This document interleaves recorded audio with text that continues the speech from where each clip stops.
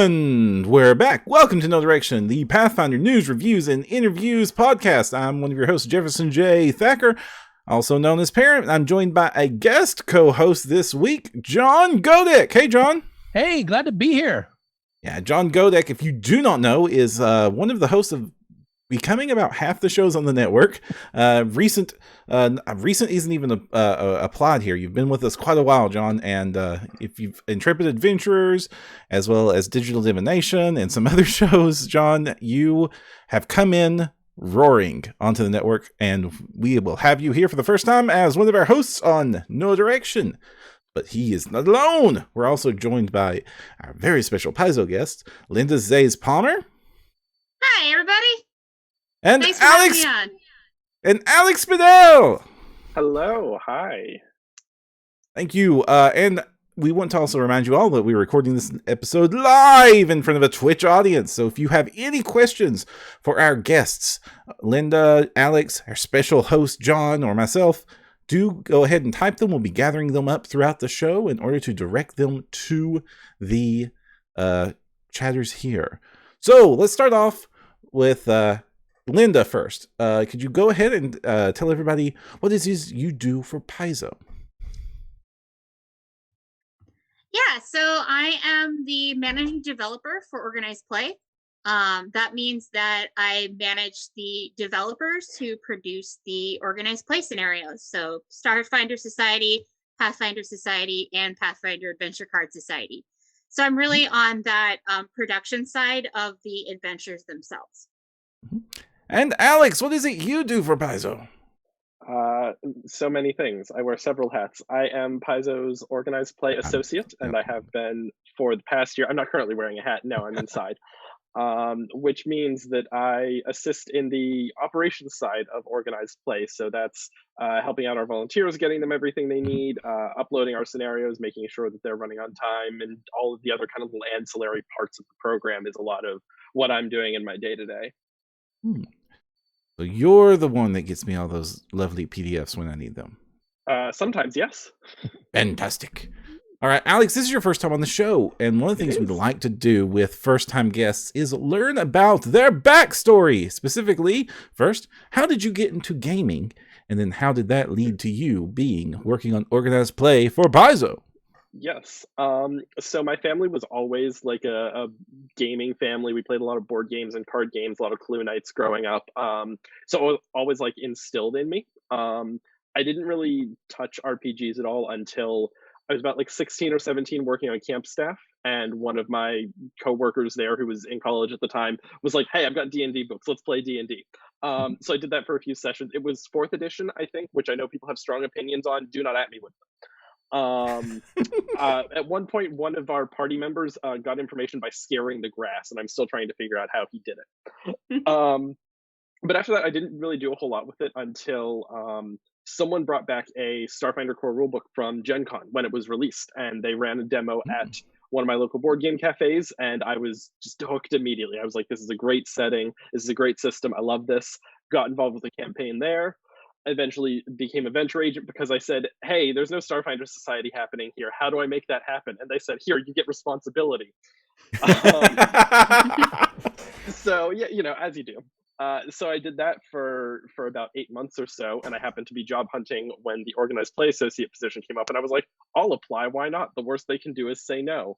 And then they said, sure, we'd love to talk to you. And I said, okay, great. And now here we are. And Linda, you have also had a great backstory into getting into gaming. What did you think about Alex going from 0 to 100 so quickly? I mean, yes, Starfinder's not even been out long enough. I mean, I was really excited about your enthusiasm for the community. I mean, I know that coming from the venture officers myself, that folks who have been really invested in helping building out communities are a huge asset to have on the team. And I remember seeing like all the background that you had, that we were thinking that we were super excited that you wanted to be with us, and you're a great member of the team. Thank you. Fantastic. Now that is an incredible turnaround. I mean, Starfinder, I love the game, and it's a few years old now, but to think of that as like your major starting point is incredible. What was it like getting established and building a community this recently in RPGs? Like, have you any experience like able to compare it to how us old grognards pulled it off? I mean, if I say no, then I'm worried that I'll lose my job. So yeah, sure I did. It's different, and like you say, it's I think it's a different view, and it's one like I don't want to be like I'm real great at my job, but I am. Mhm. But it's one that I know that people have said is really helpful to have kind of the new blood and the new voice. I don't Mhm. have 15 years of Pathfinder lore influencing my decisions. I don't have those years of play, and so I'm able to look at some of these things that we've been doing and kind of ask the question of do we still need to be doing them? And some of them are really good, and I like that we do them. But other team members, like I say, have said it's helpful to have someone saying, "But why does it work like that? Does it have to? Can we try dragging things into this new era?" And so it's nice. And also, having come up in Starfinder, most of the team, at least when I started, had come up through Pathfinder. So it Mhm. was, I think, also nice to have someone whose big passion project was really Starfinder to be able to say, "This is the thing that I want to make sure does really well." Mhm. So I've not so secretly made it a point that Starfinder might be my favorite thing Paizo makes. Love that. But what about Starfinder made you decide, you know what, I'm going to start an entire community in my area and then turn it into a career? Like, why? What was so special about this game?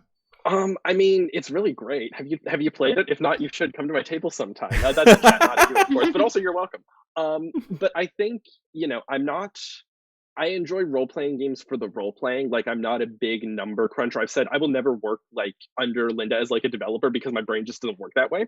But just the lore behind Starfinder and coming into it without the baggage of Pathfinder and knowing, oh yes, the Hell Knights have all this history, it still Mhm. felt like this just really expansive universe, really interesting universe, and it felt like one that almost felt kind of inherently positive. Like a lot of the sci-fi scenarios and sci-fi games, like Cyberpunk and Shadowrun and things like that, have always felt like very dark and gritty, and there's a place for that, but it's never been Mhm. something that's really appealed to me. And Starfinder and the Pack Worlds just felt really hopeful and really cool and really look at what's out there, much more in like the kind of Star Trek vein than some of those darker stuff. So that's what really like drew me into it initially. And what do you think is your favorite part of Starfinder specifically? Like, if you had to pick a darling right now, Oh plasma man. gun to your head. Yeah, I mean, there's so much I like about it. But I think what I really like and something that's really been a selling point, is to borrow the quote from our marketing copy, like that cantina feel, right? Where you sit down at a society table and you don't have like elves and dwarves. You've got some of those, of course, but you've got these weird, fantastical species. You've got sapient purple orbs. You've got tiny little Raxalites, tiny little plant people zooming around on hover discs. That's my PC. And it feels really cool. Like you never really know what PC you're going to sit down with. Where in Pathfinder, obviously they've got a whole bunch of stuff, but it's like it feels a little more like there's probably going to be an elf, there's probably going to be a dwarf, there might be a human. So it's just that's probably my favorite if you put a gun to my head. Linda, Mhm. what is your favorite part of Starfinder? Oh gosh.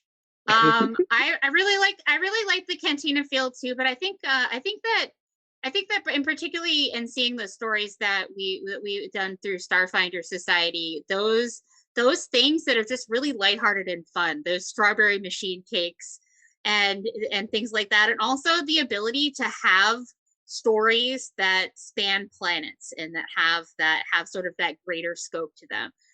The fact that in Pathfinder you have the world of Galarian, and it's got a lot of different places that you can go, but you can't necessarily just be like, you know what, here is this entire planet and this society and this place where gravity works differently and just the rules are completely open.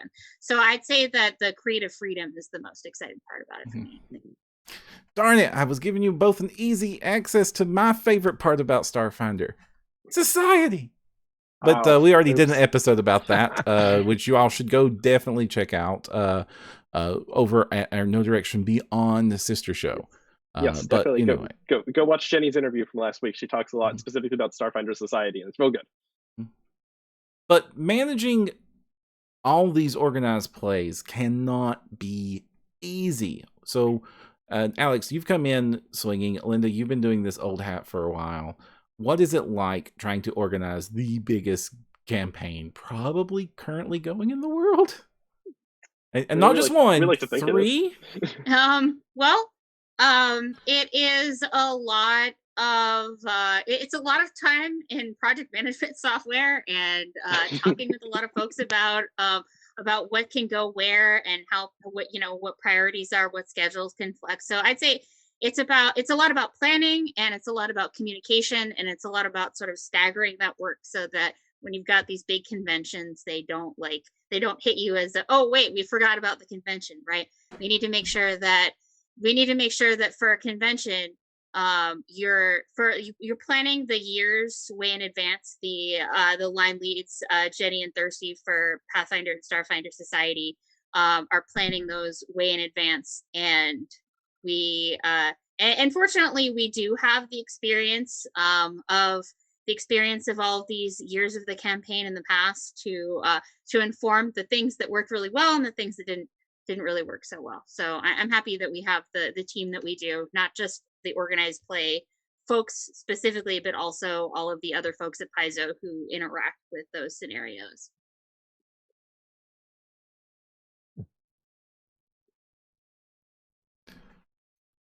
And sorry, go ahead. I was also I'm seeing some of our venture officers in the chat who are saying, and yes, the venture officers are always, very easy to manage. But we have no, they're wonderful. I love you all very much. But we do have a worldwide volunteer corps of 700-800 volunteers. I'm not sure of the exact count at this point. We could not put on an organized place program of this scale without. They're the ones who are running the conventions on the ground, running for the game stores and their local groups, on the ground there in a way that a 6-person team absolutely could not do. We would go bananas. And they've done a really good job, especially over this past year, because it is unprecedented times. Mm-hmm. And just seeing the amount of work that they've done to make sure that their communities have stuck around, have made the transition to playing safely, whether that's online or safely in person. It's incredible the amount of work they've done, and we really appreciate it, because without them, we wouldn't have the program we would right now. Now, full disclosure, myself and John are both venture officers. No, John, not a venture officer. My bad. I help organize, but I actually have not taken that title. I will say, though, by the way, John may not be a venture officer, but John did recently earn his 5th Nova, which means he has run at least 150 Starfinder Society games. Wow. So congratulations That's on that. Impressive. And that makes you an absolutely vital part of our community. Thanks. Yeah. But I will say that I've been exceptionally impressed with the volunteer team. Especially say PaizoCon, with this all hit, and then PaizoCon last year, and I wasn't able to help with that effort because you all had me working something else at the time. But just to see how quickly the conversations went from, well, we might not be able to do online gaming with this short notice. Well, we might only be able to do a little bit too. Oh, look, this is even bigger than PaizoCon. How quickly and everything got organized, and then you had so many other pop-up conventions. You had, what was the one that was an alternative when Origins got Concurrent, yes. Which has had round 2 since then. Yes, they just announced the Ohio group is putting together another Concurrent in June. I've got my little calendar here. June 11th, they're running their own event. Yes. Right. And at this point, I'm seeing it's basically become a bit of an art. They know this dance, and they've somehow managed to take this organized society and keep it rolling and moving so well with the current conventions. And you were coming in during the height of that transition, weren't you, Alex? So what was explain that, Alex, having to make that 180 turnaround right there? What was that like? Hello. Hey, hello? Can either of y'all hear me? Yes. We have a bit of an audio error. Linda, can you hear me? Yes, I can hear you. Did I cut out any, or was it just Alex? No, I just lost Alex for a moment there. Okay. It was me. I'm back, right? Yes, you are Yes, back. you're back. Wonderful. Right. Okay. Sorry. So to restate the question, you come in right as this humongous shift in focus had to happen. What was it like getting the organized play, like that boat turned around in the right direction? It was sort of like turning a ship in the Suez Canal, only slightly more successful. I think we had about 6 or 8 weeks to prep PaizoCon online, and it was just, we're gonna throw stuff at the wall and just see what sticks. We're gonna take the schedule we had, we're gonna expand it, we're gonna put together these streams with these people called No Direction. It was very much a trial by fire for me. It was very, oh great, you're here, do this. So yeah, it was a time. This year we started planning earlier, and we're very thankful for that. I am. Yes. I don't imagine much sleep had happened during those few weeks leading up to it. I sure know me and Peyton didn't get much sleep. Yeah, not a whole lot, and it was it was coordinated across time zones because at that point I was still working from Ohio, and it was an interesting time to be a Paizo employee, but we're through it now, and this year is much more planned. We know here's when we're launching seasons, here's the conventions we're doing. It's much more straightforward. And Linda, during this period, you not only got involved, you got a bump. You're now the managing developer for Organized Play. Did I get that title right? Yes. Fantastic. So what does that mean for you, and what does that mean going forward for the OP program? So generally what that means is that is that I am the technically, Jenny and Thirsty's. I wasn't Jenny and Thirsty's boss before, and Mike's, but I am now. So just from a managerial perspective, I have that going on. And I'm also have been continuing to take a strong role in looking at the project management side of Organized Play and how that works.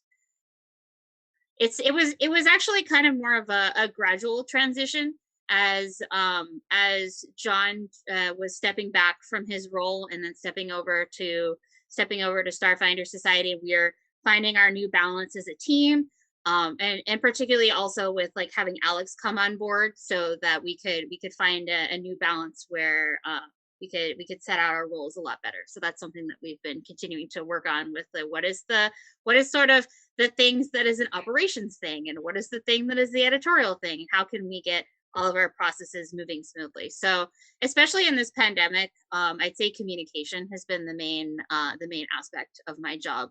Talking to everybody in the editing team and the art team and design and customer service and just everywhere to make sure that things keep running smoothly, and coming up with solutions to problems when they aren't.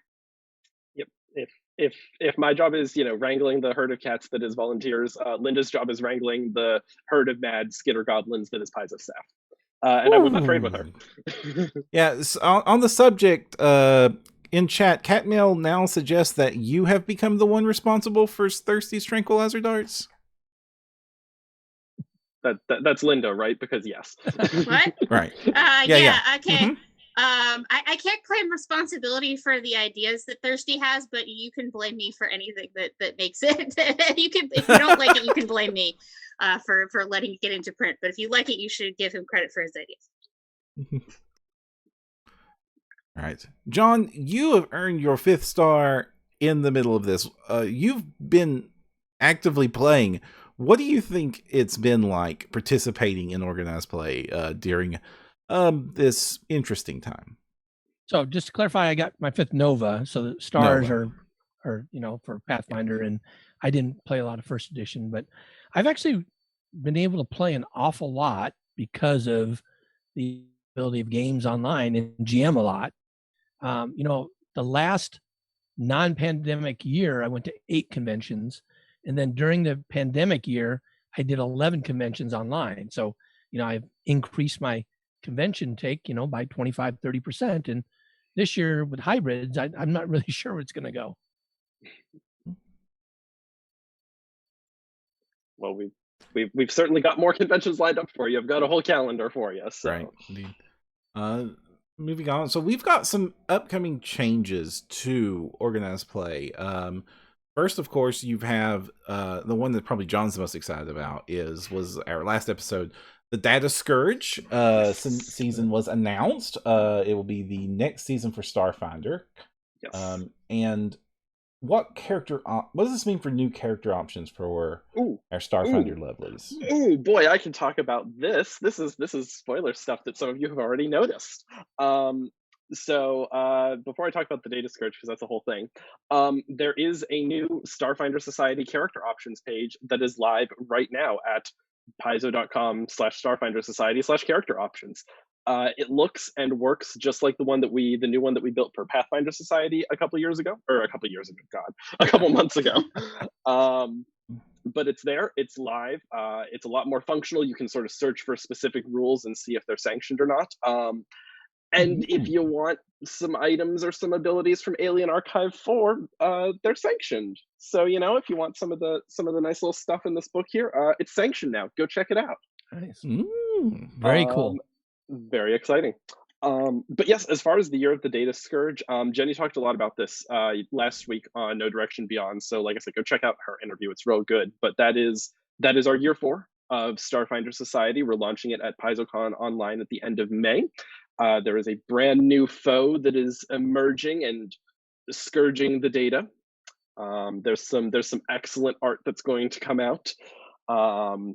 It's good stuff. I've seen some of the stuff that y'all haven't even seen yet, and it's real good. So yeah, new year, new storyline, new starship as well. Yes. Yes, new starship. Big lovely green thing on the screen right now. Oh yes, I can't see the screen, but yes, that is the Azada. She's lovely. We hope you all enjoy that new option for you to complement the Drake and the Pegasus and the Gorgon and the other little ones that run around on charity moons. But yeah, we've got a lot of new stuff, and it's all premiering at PaizoCon online at the end of May. So we get a question in chat, and it's from Katrina, checking in from Perth, Australia. So she's got a really odd hours here, and she wants to know why you switched PaizoCon to be the kickoff for Starfinder instead of Origins. I think I know why, but I'm kind of curious. Linda, do you want to talk about that, or do you want me to? I think you might be a little more familiar with the specifics. Okay. I mean, it's an operations thing specifically. Part of it was we wanted to give PaizoCon something fun and exciting, right? It is our premier convention. We do run it, and so we wanted it to be more of a marquee event. In the past, it's had maybe a play test of a special, and obviously the big draw, of course, you get to hang out with staff as well. But it's a big draw, and Origins sort of rescheduling, now that they're in the fall, would really throw off the schedule of, well, we can't really hold Starfinder till the fall or we won't have new stuff. So, it's part of that, and it's just, we think that it's going to work better for our purposes. We launched Starfinder in May, we launched Pathfinder in July. So that's really what it was. Yeah, but we're excited that it's going to get to launch at PaizoCon. You're not losing out on any scenarios. It just shifts the beginning of the year back a little bit. And you're mentioning an intro arc instead of an intro scenario? Yes. So the intro arc, which is going to be premiering at PaizoCon for Starfinder Society, is 3 scenarios. The first one is really an introduction to the Starfinder Society. So this is going to be something you can play if you're an experienced player and you're looking to have an agent who is new to the Starfinder Society. But it's also really good for introducing new players and bringing people in and having them be able to join and understand what does it mean to be a Starfinder. And the second of the intro scenarios, so we have what is the Starfinder Society as a whole, is the first one. And then the second one is what's the deal with those factions? So this is an intro scenario that's geared toward getting the PCs to really have a chance to get to know the factions and why they might want to be affiliated with different factions. And then we've got the third one, which is what's the deal with this Data Scourge? So this is intro year of the Data Scourge, which is written by Jenny herself. So you it's going to be full of all sorts of potential to let you know what might be going on later in that season.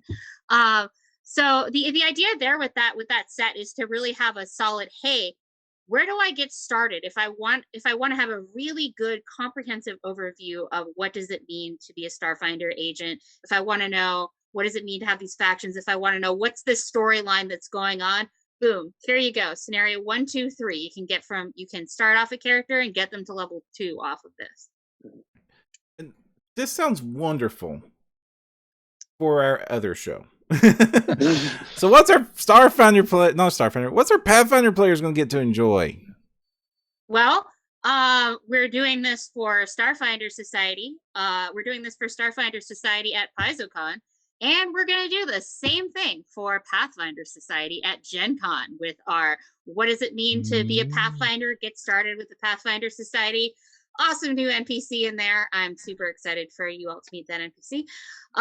We're going to have a factions introduction there as the second one, and then we're going to have Year of the currently redacted, has not yet been announced, introduction for Pathfinder Society as well. So both programs are going to get this solid, hey, this is where you start. And I should point out, Linda, I hate to talk over you, but is that premiering at Gen Con? Because I don't. Oh, no. I apologize. No, it's fine. I apologize. It is not premiering at Gen Con. I just am so used to saying Gen Con there that that I misspoke. Apologies. Would you like to tell people a little bit about where that is actually premiering, Alex? Only a little bit more. We only have a little bit more that we can say right now. Just a little bit. There will be an event in August. Not the exact time as Gen Con was going to be, but that event, which you will hear about very shortly on the Paizo blog, will be the event where we premiere Pathfinder Society Year 3, Year of the where we will premiere it with the 3-part intro arc as well. Can somebody whose audio skills better than mine manage to like CSI that for us a little bit? If you can, go for it. I don't think he actually said it. Didn't sound like the actual words of the year. So even if you CSI that one, the year name has more words than I mean. But since when has Rational stopped the CSI from happening? Anyway, sorry, I didn't mean to step on you, Linda. Please, by all means, talk about Pathfinder. You did not step on me. I really appreciate that. I don't want to be putting misinformation out of there just by a force of autopilot. So as Alex said, yes, it will be August, but it will not be Gen Con, which has moved. Yeah, we were going to talk about them in the news segment for sure, but Gen Con is being moved, and I don't want to wait that long for new shinies. Neither do we. All right. Oh, sorry. Go ahead, John. I was going to say, what about specials? Can we get any info on those? Linda, can we have info on specials? Yes. I can talk about that. So as it happens, while we may be releasing the launch of Pathfinder Society Year 3 at as yet unnamed August event, we are going to be holding the interactive specials for Gen Con. So our interactive specials for Gen Con, there are going to be 2 of them, one for Starfinder Society and one for Pathfinder Society. And these 2 specials are not connected directly to the seasons. Instead, they are connected to each other. Huh? I'm so excited. What? About this. They are connected to each other. So that what happens in the Pathfinder Society special is going to influence what happens in the Starfinder Society one. Why are you getting your peanut butter and my chocolate mixed up? I'm not sure I'm okay with this. You're going. It's going to be good. You're going to be okay with it. It is really cool, and Thirsty and Jenny have been working really hard on making this. Of course, those 2 are involved with this. Really, the hive mind of scheming. We've got some really awesome authors, so we haven't technically announced yet working on this, but they are both amazing, and I am super stoked for this to come out. And both of these are so both of these are going to be levels 1 to 8, broken up into a level 1 to 4 version and a level 5 to 8 version that have their own like special elements to them, so you get some extra replayability going on there. It's gonna be a lot of fun. I'm really excited. This was one of the first things that I was told when I came onto the team, was like, here's our plan for the specials next year. I was like, yes, I want it. I want it now. I'm not expecting you all to confirm or deny, but we have some fun speculation from Guillaume's siblings suggesting that will we get to watch Caden Kalian's first bender firsthand? Who's to say? Watch the Paizo blog for further announcements about what you might see coming in for this special. But yeah, this is super exciting to see these ideas come together. Yeah. This is I know you're at peak can't talk spoiler mode, but like, yeah, I'm definitely going to be wanting to play all of these in all their formats as much as possible. Oh gosh. So, sorry, I have to... John, take some mic right now, because they blew my mind! Yeah, I'm actually really excited, and given that, the unnamed event is going to have the kickoff for Pathfinder 2nd Edition's new season. Now I don't really know what to do in terms of... I'm trying to figure out what conventions to go to if they're live, right? Because we got Gen Con, followed by SkullCon, followed by Origins. Yes. And I went to all 3 last year, and they were all a lot of fun. And I was thinking, okay, well, maybe I'll just hit Origins because I think that's a good size. Now I got to backtrack, and I got to go to Gen Con, because I'm assuming the Pathfinder special is going to be first, followed by the Starfinder. So that means I'm going to want to play the Pathfinder special, just so I can see how it ties in later with Starfinder. And maybe there's even, like, for the same player doing both, there's some benefits across. And that would be like crazy. Yeah. Oh, this is sneaky shenanigans, getting people to play both your games at the same time. Oh no, we might encourage people to try our games. Yeah. Everything is working exactly as intended. Oh, no. But I mean, really, like, even, as someone who is primarily like a Starfinder player and GM, like, I'm really excited at the prospect of a Pathfinder special that will then influence the Starfinder special, and it's probably going to lead to, I probably won't get to play both at Gen Con because someone's got to run the little special stream, but eventually I'll get to play both. So I know, how does your third organized play campaign fit into these shenanigans, if at all? I'm talking about the card game. Yes, right. Yes, of course. Card Society. Go ahead. So that is yes. So I can take that. So we are at PaizoCon online. We are going to have an interactive as well for the Pathfinder Adventure Card Society. So the Pathfinder Adventure Card Society Interactive is being written right now by Ron Lundeen, who's written a lot of amazing stuff and is super familiar with the Pathfinder Adventure card game. He and I, back when we were in the office, used to play every week. So super fan of the game. And the deal with this interactive is it's going to be written for both level 2 and level 5. Which means that characters of all levels 1 through 6 are going to be able to step in and play. And also the general theme of this one is going to be a sort of a twist and retrospective on the adventures that your card game characters have gotten up to in recent years. The PCs are going to get swept up in chaotic magic that will give them a chance to explore new facets of the stories that they've come to be familiar with. And then that's going to be like the ending special, or is it it's going to wrap up the whole thing? Yeah, that's right. So this is going to be the last adventure that we're releasing for the Pathfinder Adventure Card Society. After that, what you're going to see is very similar to what you have going on for first edition Pathfinder Society, where the adventure, you can still buy the adventures, you can still gather groups, you can still report, you can still organize through the community and things like that. But we just won't be producing new adventures. So if your group is looking for more adventures beyond what we've specifically written, though, I recommend looking at the sanctioned build your own adventure rules from the core set, because those allow you to continue to build as many custom adventures as you want and get credit for your characters. Right.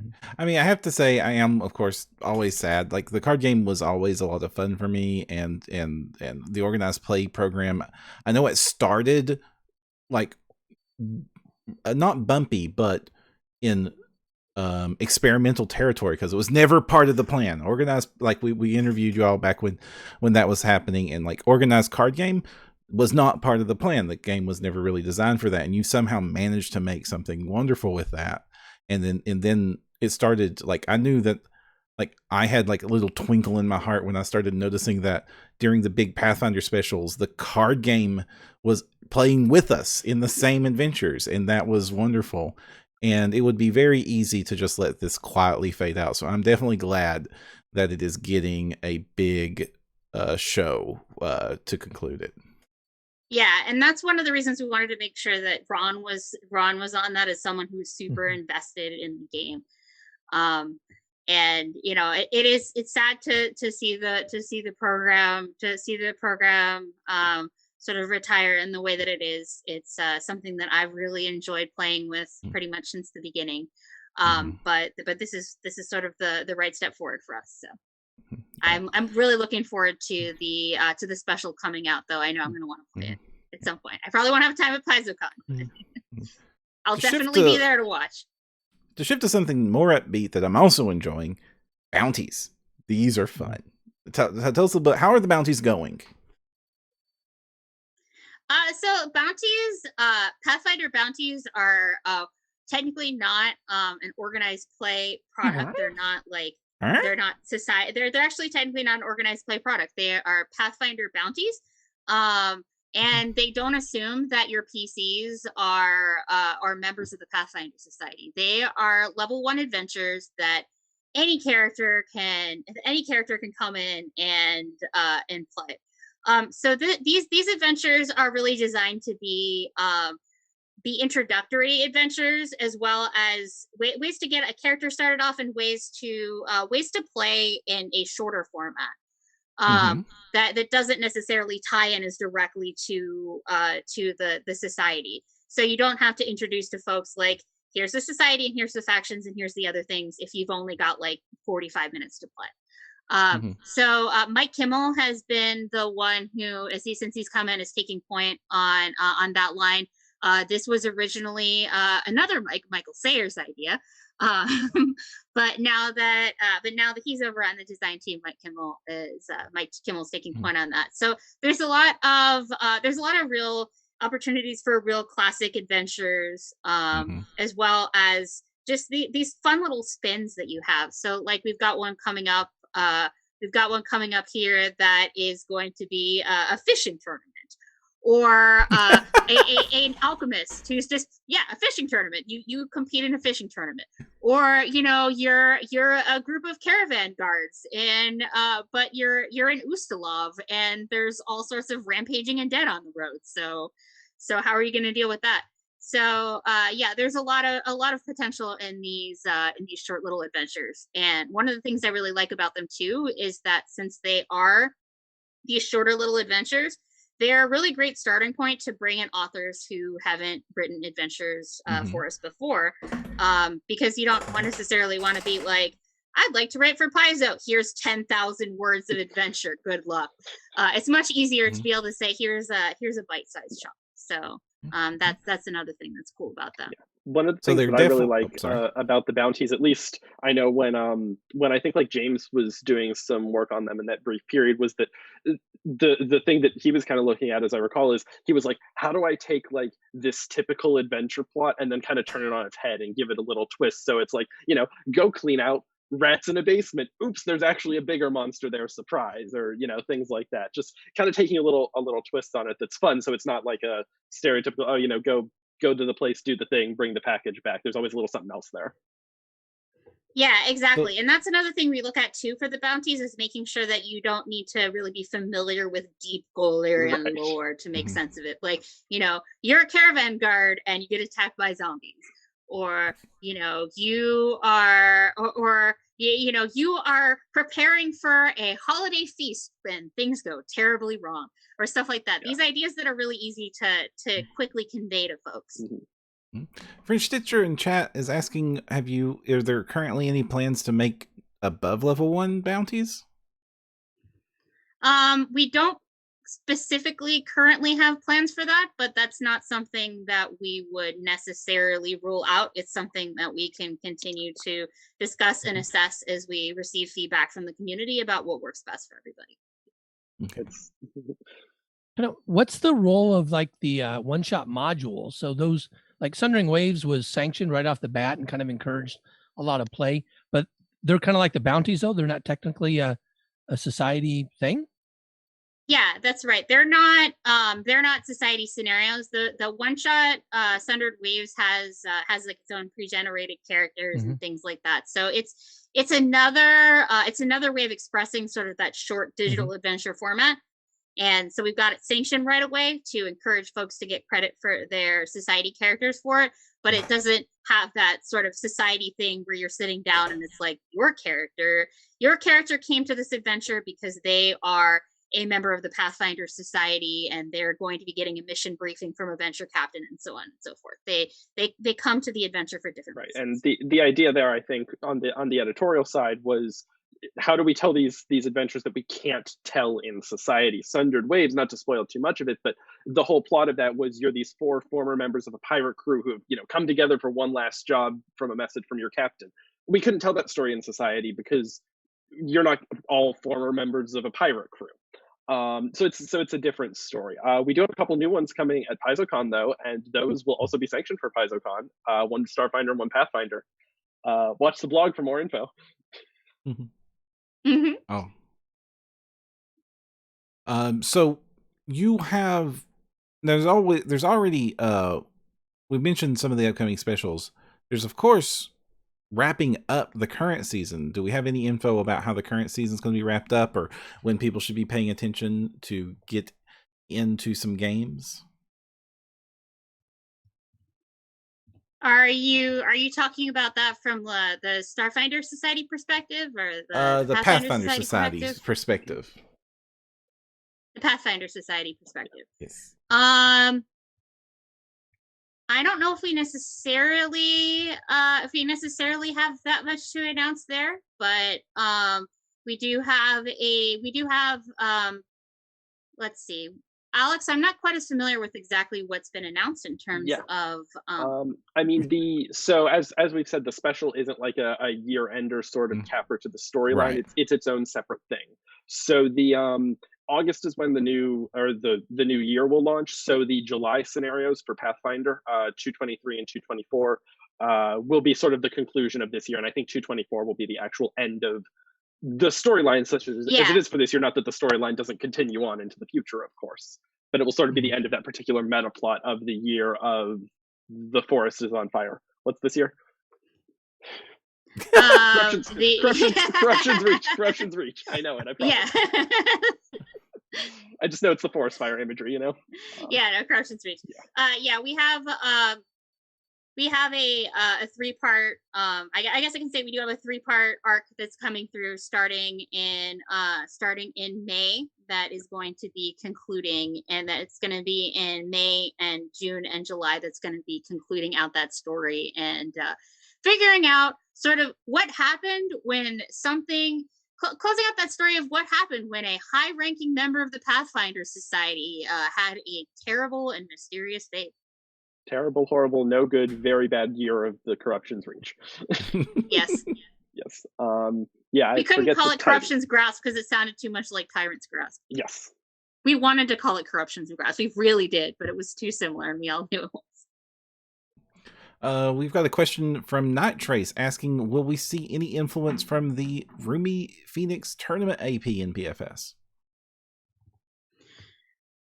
So we're not necessarily planning to be like, we're going to have this giant arc parallels this kind of thing. But whenever we have, other products that are coming out that Paizo is releasing, it's nice to look for opportunities to create adventures that might have a thematic connection to that. So that, if it's a rule book, to create an adventure where people might be able to get to play around with and test some more about the rules that are coming out. Or, if we have a Lost Someone's book that's focusing on a particular area of the setting where we can say, hey, look, we've got all this new lore that we can play with. Let's take this in.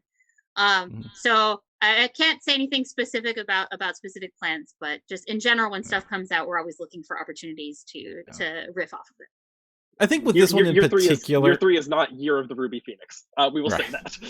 Yes, it is. I think a lot of the questions there are because the Ruby Phoenix had such a huge and well-loved connection to the society previously. I know that Year of the Ruby Phoenix was one of a lot of my players' favorite seasons, and yeah, definitely not expecting a repeat, but I definitely hope that we get to at least see some faces return.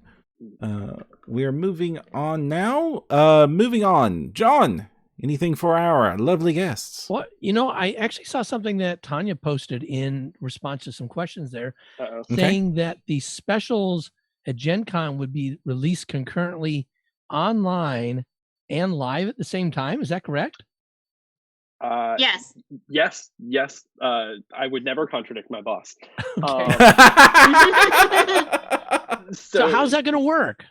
Well, I mean, very carefully, hopefully. There's still a lot we're still figuring out about Gen Con, because quite honestly, we found out they moved their dates at about the same time everyone else did. So we have about as much information as y'all do in the chat right now. So when we know things, we will tell you. Fun September. Yeah. But we have the technology that if we schedule tables to start at the same time, we can have them affect each other. We have a reporting website built by one of our volunteers. It's fun. I'm going to say it's Chris Johnson, but if I got your name wrong, I'm deeply sorry, my friend. Where we can have online tables and physical tables in the same space reporting to successes to that website, just like we've done in the past, if that's how the special works. And then they'll be able to be playing concurrently. So yeah, we're looking at ways that we can do this. If there is a physical and an online Gen Con, we'll launch the special at both. And you all have the record for most players in a single game already at a previous Gen Con event with like 1,200 players. Are you hoping to break that record now by bringing in 1,200 players and all of Discord? Well, I mean, it would be cool. But now I am. I hadn't thought about that either, but and this is I really think it's exciting about online conventions, because you mentioned pulling together PaizoCon this past year on such short notice, with thanks to the heroic efforts of the volunteers and Alex and Tanya, which was wow. It was. But one of the it was a time. But one of the things too there is that was also much bigger than PaizoCon could naturally be when constrained by the physical space, when constrained by the fact that for a physical convention, people need to necessarily get their bodies physically to the location and get a hotel or things like that. So online conventions have so much potential to reach people, to reach a lot of people, to bring in new people, and to be accessible to folks who may not have been able to go to physical conventions. So important. Yeah. I mean, that's actually sorry. No, I was just, Tanya and I have been talking about this, for a year, right? The hybrid model of conventions is probably here to stay to some extent. It's not perfect for every event, of course. A smaller local convention might not look to have an online component, but so many people have said this was the first year I could go to PaizoCon. This was the first year I could go to Gen Con and really be part of this. And that's a really great feeling to know that you're able to do that for so many people. And so I think, we have no way of predicting what the future is, of course, as we've seen, but that's something that we're going to have going forward. I think in a lot of these conventions, we're going to have those online components. Right. I mean, like I feel, I'm lucky. I know John and we're very lucky that we have the means and access to be able to go to these huge shows, and they're wonderful experiences. And I definitely love our in-person conventions, and in fact, a lot of No Direction exists because of that lack of access. Our convention coverage tagline is "We con when you can't," for a reason, because it costs a lot of money. Right. The network spends a lot of money to bring you that content every year, and time and access and just luck, and there's a billion reasons you wouldn't be able to do that. And I am also a venture officer in an extremely underprivileged area, and I work with a lot of players that love these games as much as anybody, that they could never reasonably responsibly afford to spend thousands of dollars to go to PaizoCon. And they were able to play this year, and I just love that opportunity. And I have been dreading, I hate to say it, but dreading that going away the second we can start selling $2,000 hotel rooms again. Yeah, and I don't think you're gonna see that. Like I say, the online access is there. The genie's out of the bottle. It's not going back in. And like you say, it's a great accessibility thing, and I wouldn't want it to go away even if we could put the genie back. And Tanya's a little bit. Tanya's also pointing out in chat that allows them to have access to people who have accessibility and crowd issues. Absolutely. Gamers, I know that the accessible rooms at Gen Con sell out so redonkulously fast, and that is like, and there's such a line for them, and like that's always every single year on the boards. People who need accessibility considerations just not are being completely shut out, and it always breaks my heart when I see it. I know, and now we don't have to write. They've got the online component, and it's really great. So sorry for that random tangent there. No, but it's good. This is and this is the sort of stuff that we've been hearing all year from people who are saying, "Thank you for doing this, because now I can go to PaizoCon, I can go to Gen Con," and it's important to just say, "Yeah, that's why we're doing this." So let's talk PaizoCon then, because PaizoCon 2021 is coming. It's coming soon, May 28th through the 31st. And we can also say that No Direction will be participating and hosting this year. So you'll be seeing our smiling faces between panels and keeping you all happy all throughout PaizoCon. Yes. So what else is going on? Because they can see us anytime. Oh gosh, what else isn't going on? So for starters, we have just like 900-ish or so organized play games. So there's that, I guess. Including the PACS Interactive that we've talked about. It's no big deal. Come play if you want, I guess. We've got 900 games. You can this weekend. You can just do whatever you want with Pathfinder, Starfinder card games, whatever. Absolutely, literally any scenario. It's super chill. Whatever. Just something we threw together last minute. But we've got so much other stuff too. I shouldn't undersell the work of my fine coworkers and the organizing committee. But like I said, we have 2 one-shots launching at PaizoCon. One for Pathfinder, one for Starfinder. Details TBD. Watch the blog. I want to say the titles, but I can't. I was told not to. We have a number of guest live play streamers from our various partner networks. We're looking to announce those very soon. So we're going to have live plays each night of the con, and I think most of Monday is also live play. TBD. Stream schedule still a little in flux. We're going to have we have the Paizo organized play events. Yes, it's the Pope server. Paizo organized play events server. You can join the Discord server at paizo.events. That's the website, just paizo.events, and it'll direct you there. Genius.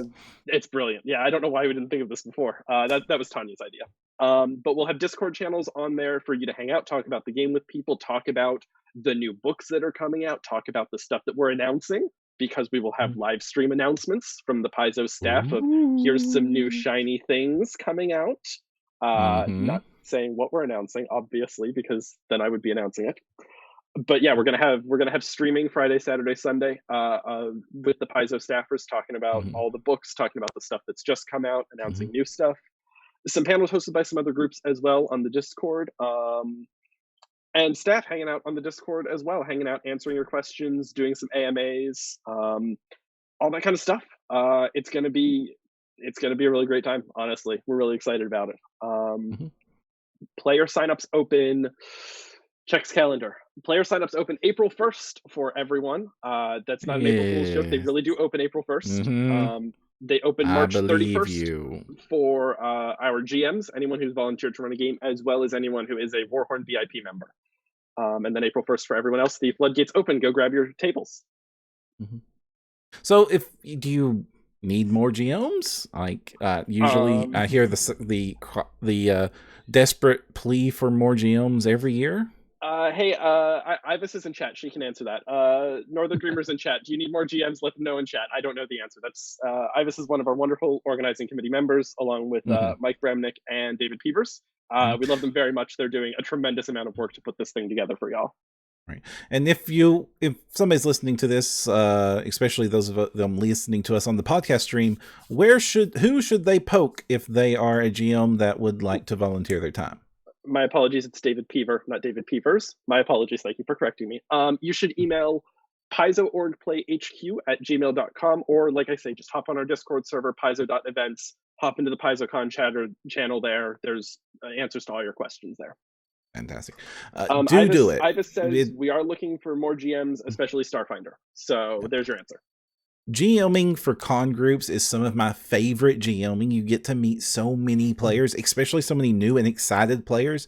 If you are considering GMing, if you are a GM and they're considering getting involved in the society, do go and volunteer. It is going to make you a better GM. It's going to enliven your experience. It's going to make the players that get to participate with you so much more happy. It's going to mean more people get to play, if at all possible. And this is not just for PaizoCon, but for any convention.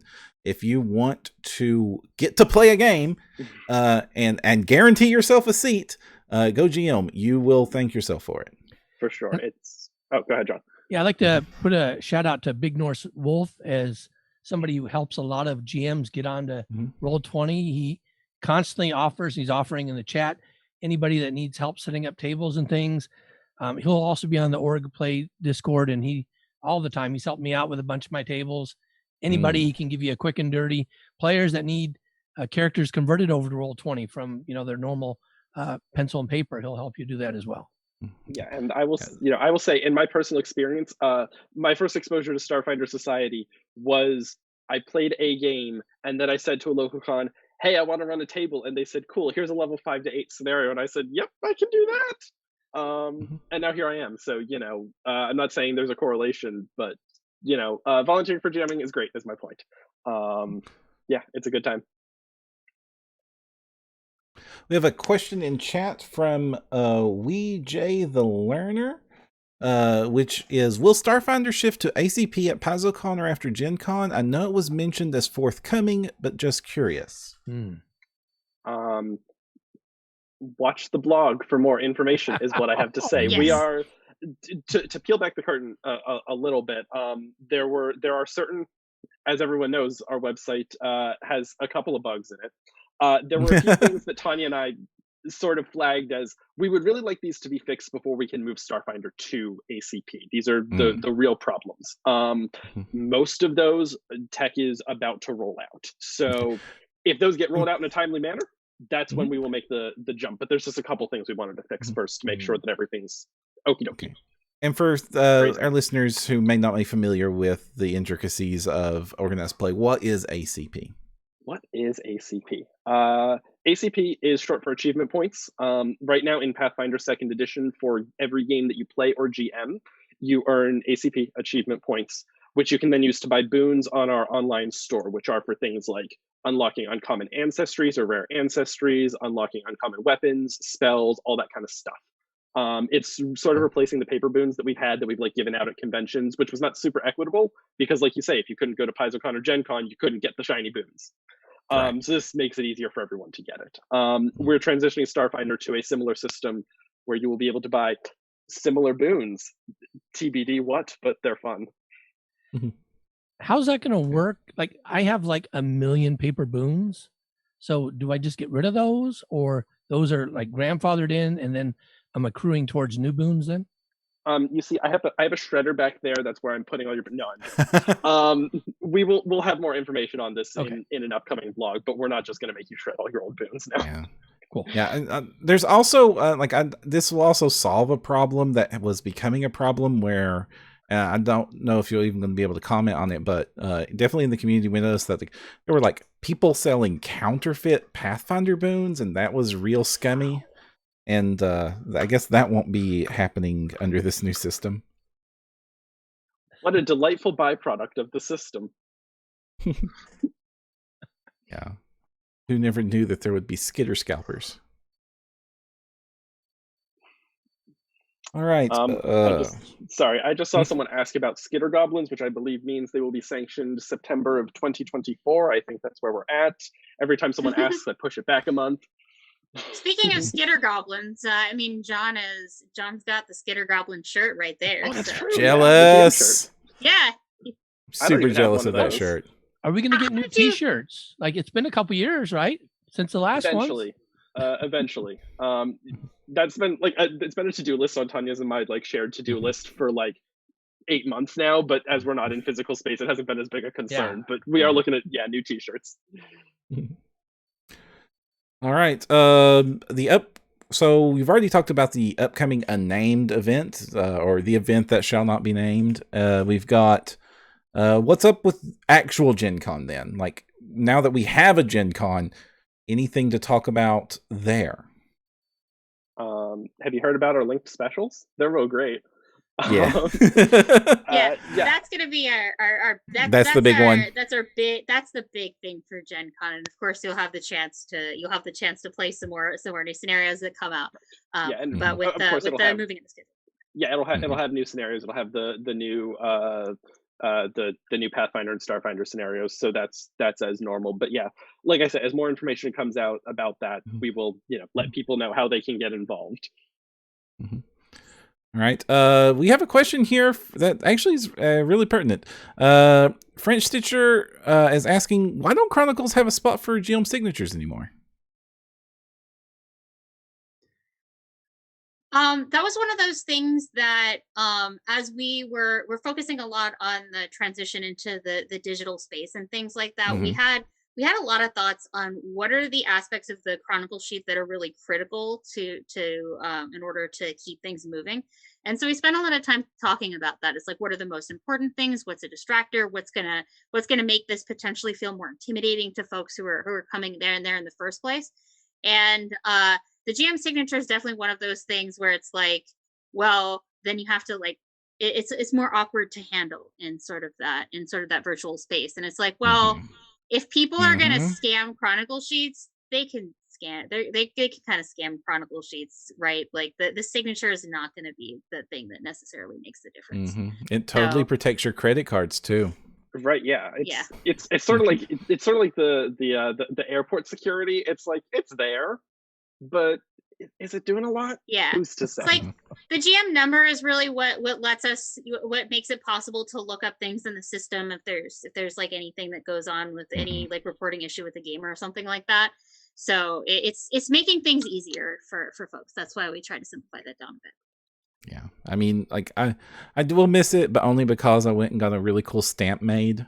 But that's probably counterintuitive to the problem anyway. Yeah, that sort of creates more of a security risk because now I have your stamp. I mean, there's nothing to stop you from applying your stamp to Paper Chronicles whenever you give them out, right? Aha! I will do so like a kindergarten teacher handing out gold stars. Boom. Oh, absolutely. When I worked at summer camp, we had when I ran an area for a summer, like I had to sign everyone's merit badge cards to say these are the merit badges you earned. I got a stamp with my signature on it. It's around here somewhere. Like just ka-chunk. Am I correct in assuming that your previous summer camp experience has actually been really beneficial to your new role? Yes, because yes, in so many ways. Elaborate.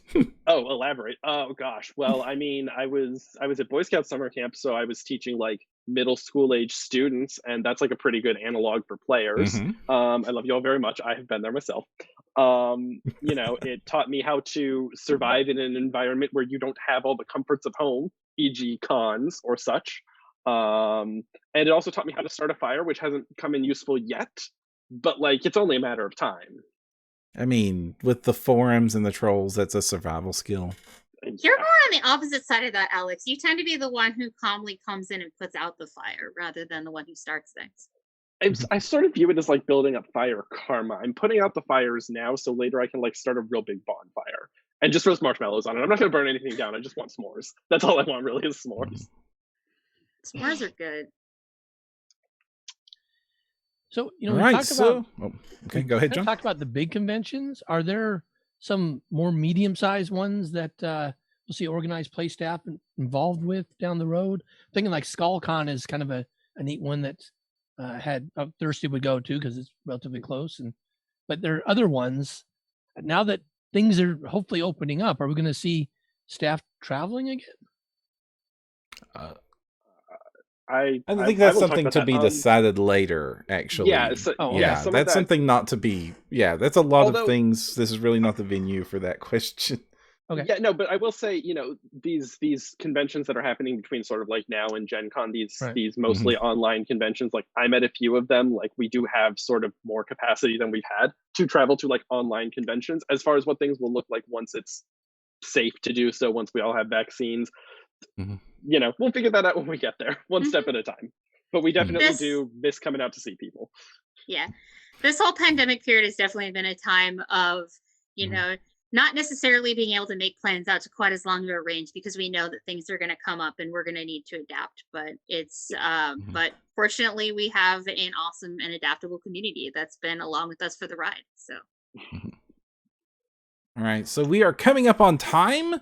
Before we leave, get in any last questions, chat. And John, can you collect a few of those while I stall for time with my final question for our guests? If you could take anything with this online conventions and add one superb enhancement, pie in the sky, what would you do to virtual conventions to make them even more awesome? Start with Linda. Oh, come on. Okay, start with Alex. No. You have something? No. She nodded it. It's on you now. No. Nope, it's on Linda. It's on Linda. I'm still thinking. Okay, fine. I mean, I just say that, like, you know, we could always that it's really great that we can bring in more people to them. So even more people would be great. Having a larger reach, having a larger reach to them, right? Because I mean, you already have so many things that are going on with communities coming together, with all of these virtual tabletops really flourishing in this environment. And people who are innovating on how to use these tools to make better games. So I think that you know, there was more of a sense before of like, you know, I'm someone who plays physical games. I'm not really necessarily interested in this online space, and so getting more people to come in and check that out. Oh no! Now I have to answer. Oh no! I don't know why I'm looking at like my convention calendar on the wall, like it's going to magically answer this question. No, I mean I kind of agree with Linda. It's been nice, sort of, to like kind of see the same people at each convention, which I know kind of would have happened in person. You would have had the same people sort of doing the convention circuit, but it's nice to be able to, you know, go to SkullCon, go to Emerald City Con, go to Origins or Gen Con and kind of see the same people and be like, oh yes, these are the people I know. I like to hang out with them. That's really nice. If I could add one thing to the online stuff, I don't know. I think just I've become a better GM online than I ever thought I would be, because I've been able to sort of play with all the bells and whistles. Like when I ran in person back in the before times, as one of my players who's in chat can attest, it was like I had a real simple setup. Like I had the GM screen. I would lay down the flip mat. Maybe I'd write on it with markers. That would be about it. And like now I'm like pulling out bells and whistles. I've got like background music. I've got dynamic lighting. I've got all this stuff. And so I would love to just sort of figure out how to pull some of those tricks into real life. Like dynamic lighting is real tricky in real life, but you know, things like that sort of enhance the experience for people is something I'd really like to iterate on and improve. I will say you can do dynamic lighting easily in real life when you replace all your bulbs with Wi-Fi color change RGB bulbs. But they won't let me do that in the convention center. I keep asking them to let me turn off all the lights and put little torches on my board, but no, that's a fire hazard. If the Sagamore doesn't have RGB lighting yet, it's falling behind. Honestly, get with the times, man. I've My never been to the Sagamore, so I shouldn't talk. But my suggestion to make all future PaizoCons 1,000% better is to model the DoubleTree bar in VR chat, and we can just all hang out in there. I'll put that on the list for sure. Yeah. Let just see. Learn how to do virtual reality. I mean, it's just another little hat. John, a you got weekend questions? project. You got questions from chat for us, John? I love chat questions. Yeah, there's a question, and Tanya kind of addressed a little bit. Will there be any physical presence at Gen Con? And Tanya said that's still kind of, up in the air. So we're figuring it out. We're waiting to see what they have to say. Gen Con's announcement is like literally days old right now. Right. Yeah. That's the thing. Like, as soon as it was announced, people were asking me like, "Hey, what's Paizo's plan? What's happening with your fleet?" I'm like, "Man, we just found out. Like, give me 10 minutes to talk to someone. Thurston's out this week. Like."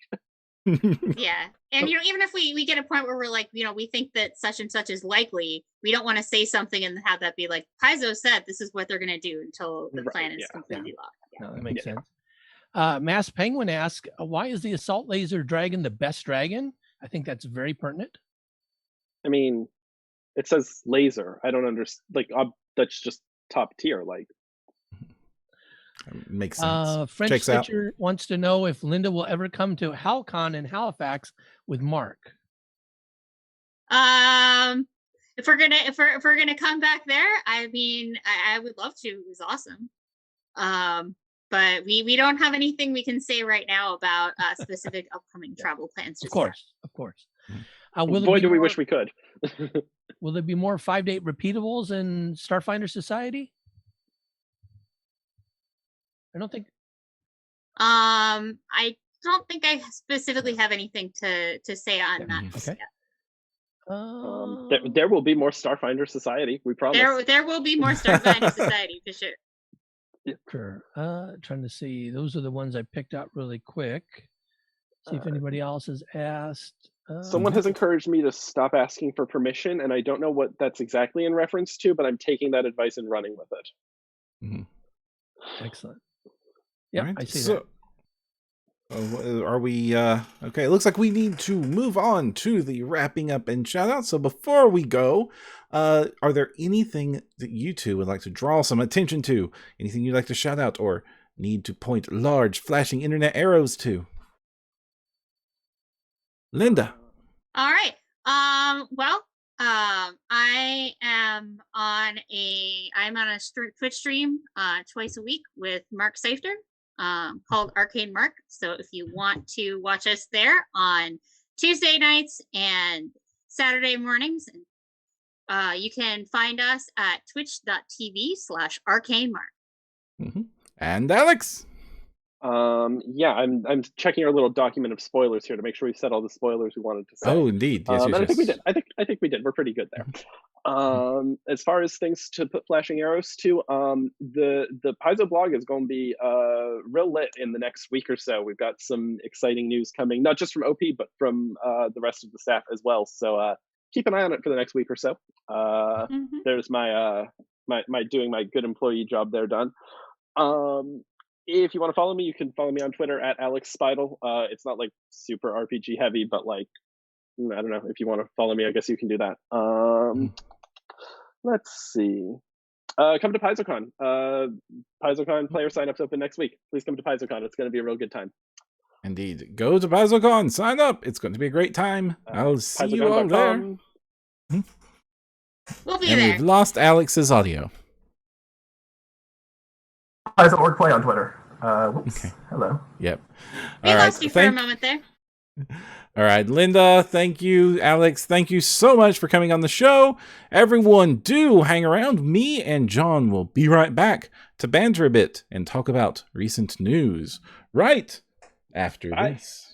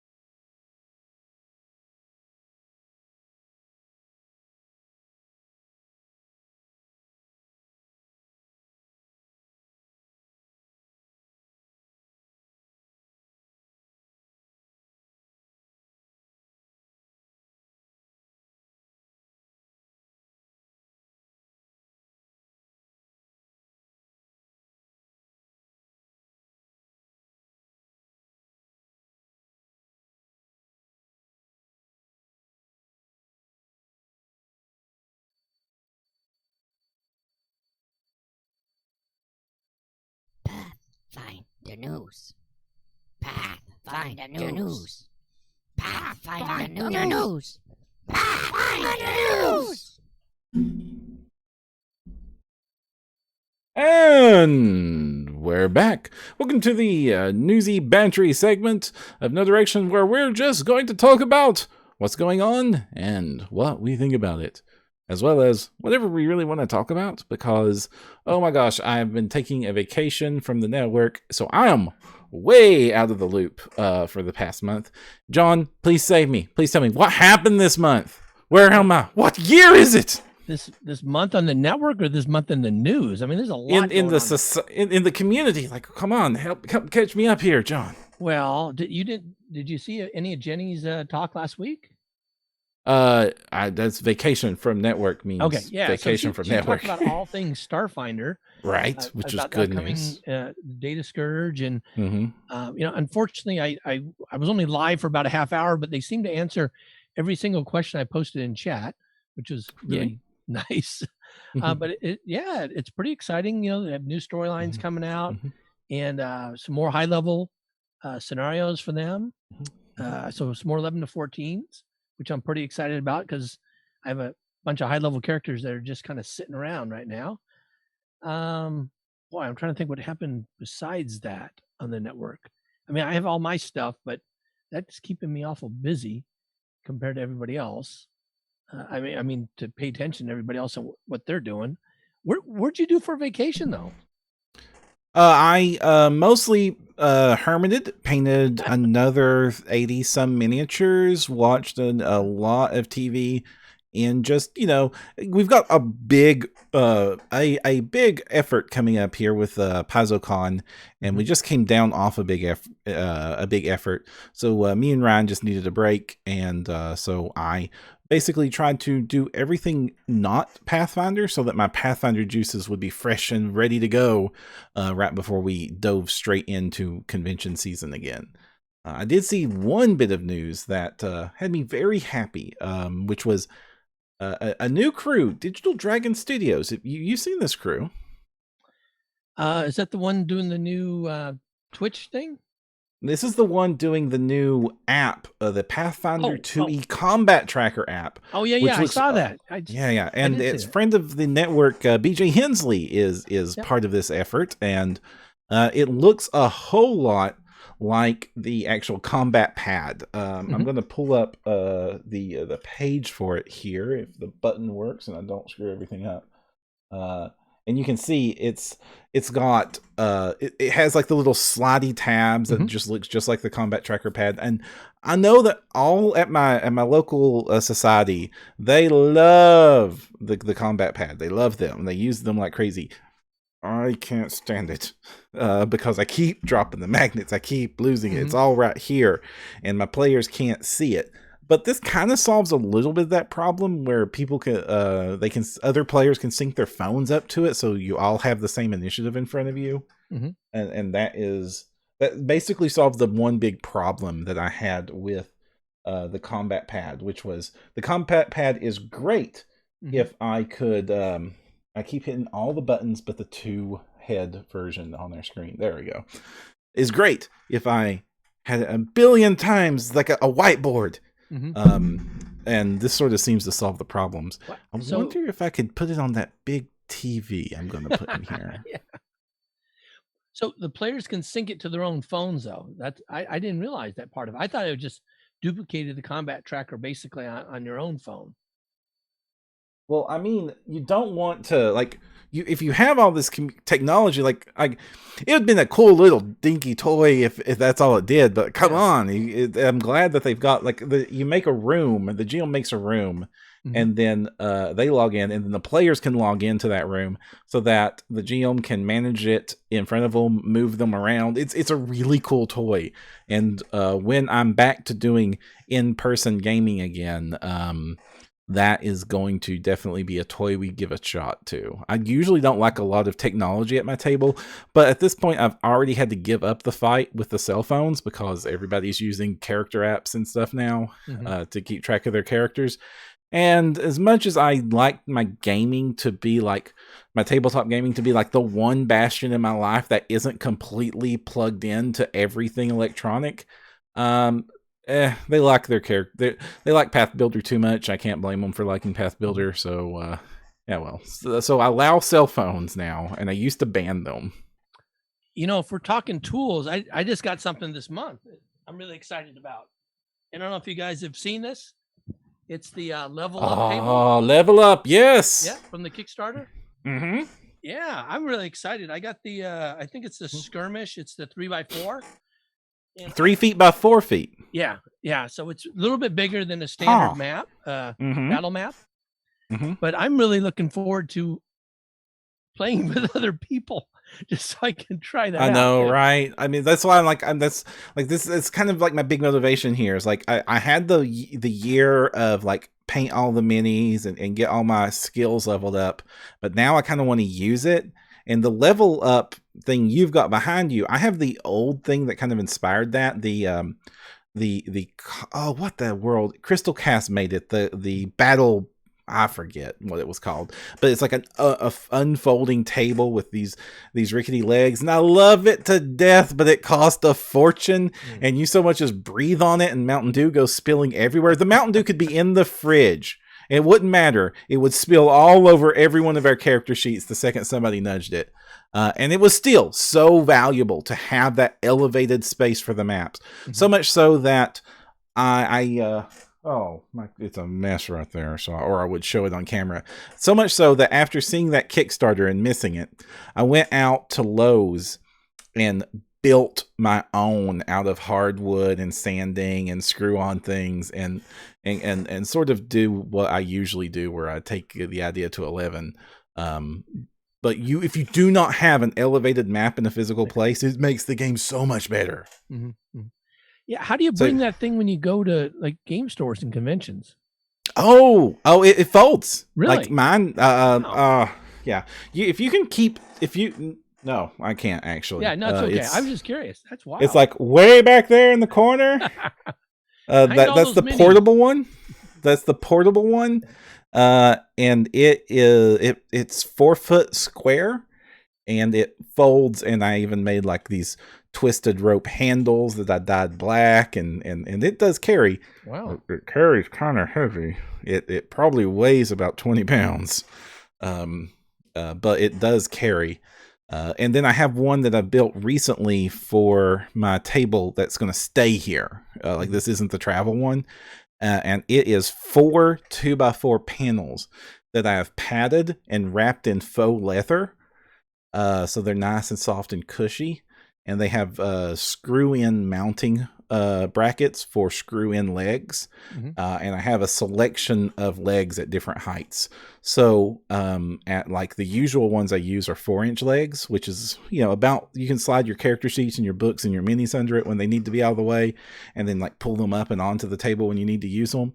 But I also have like a set of 36-inch legs, so I can take the panels or the folding table, and like suddenly I can just take the table, a set of those 36-inch legs, and it's just boom, game table right here, right now. Wow. And with the padded ones, I can, for like role-playing games, I can just put one out in the center of the table. When I need to lay out like the huge mega dungeon, I can put all 3 of them down, and then like get my cloth out to mask all the Dwarven Forge over.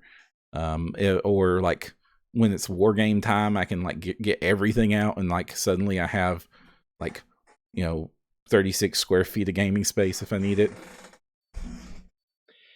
Yeah, another thing that came out and just started last week is Paizo's been hosting a live play of Starfinder scenarios with a whole bunch of like professionals, actors doing it. And I was just watching their one from last week. It's on Wednesdays, which is typically when I record my actual play, so I can't watch it live.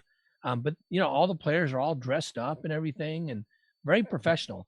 But it's like they do like the whole thing. It's like 4 hours straight. Wow. Yeah, that's a long video to do. No, I mean, I caught a couple of the first ones of those, and I was really impressed with the effort. Now, obviously, I don't get to catch so many of them live, as they're winding down right as we're winding up to do No Direction. So so I'm in my pregame, so I don't get to see a lot of them live. So I have to catch the replays. And that's one thing, like, it used to be really easy for me to just like keep up with like what the broader the broader community was for Pathfinder Online. And like there were only so many, like for a while there was just us and a couple of other podcasts, and now there's so many really great shows that it's impossible to keep up with them all. Yeah, and that's something that, when they talked about it, PaizoCon, how they were going to have all these actual plays. It's like, man, there's a million of them out there now. And, for our actual play, Intrepid Heroes is only a podcast. We don't have the video on it. And I've talked to my players, when we are going into season 2, do they want to do that? And nobody actually wants to do the video. They're happy recording, but nobody really wants to, be on TV for everybody to see too.